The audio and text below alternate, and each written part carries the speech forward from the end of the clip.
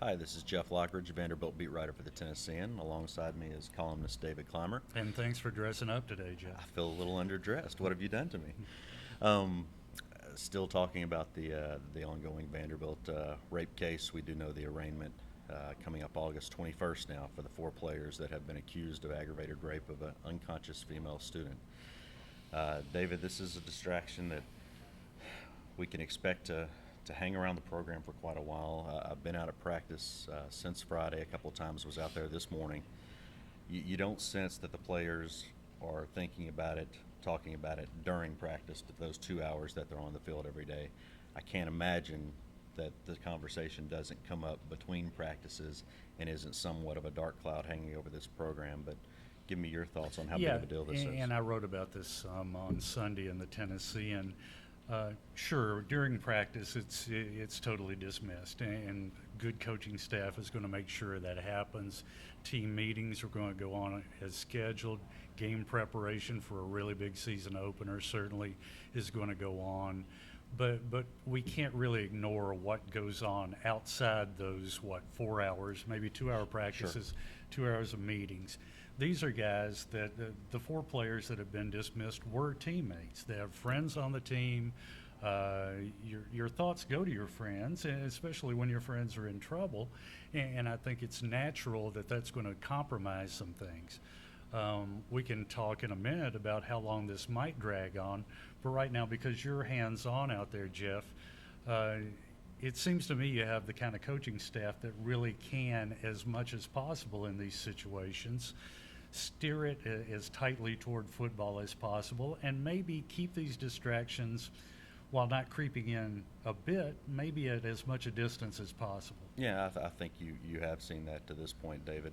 I think it helps that when you look at the guys on the playing field, these guys weren't really going to be impact players this year. You were going to have one that was probably going to get some playing time at tight end in Vandenberg. The other three, I don't really think were going to be impact guys. So I watched the scrimmage on Saturday. You see practices every day. I don't think there are any suddenly positional voids that everybody's sort of worried about and pointing a finger. Well, what if you'd had this guy? Mm-hmm. That sort of thing. Um, Getting back to, I guess, the meat of this case. Right now, we believe three of these guys are still in jail. We know that Tip McKenzie did make bond $50,000. The other three are being held on a much greater bond. Um, and I'm no lawyer, so I don't know exactly how long this thing's going to drag out. But what are the odds that we're still sitting here talking about this case, or if these become cases, um, when the Tennessee game rolls around in November? Yeah, I think you touched on that, Jeff. Is it going to be one case or separate cases? Some attorneys have different ways of looking at this. Since it is one incident we're dealing with, some attorneys would prefer to have everyone tried together.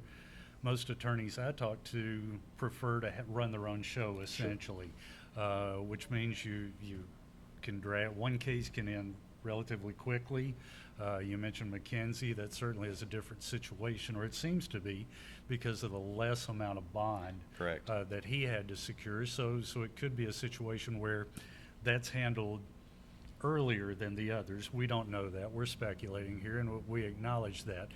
But my sense of this is it's an ongoing investigation. The DA's office has said that. And the fact finding goes on. The witnesses will be subpoenaed and all that. But you're going to have depositions. You're going to have all the things that must occur and should occur in our legal system. Will it last an entire football season?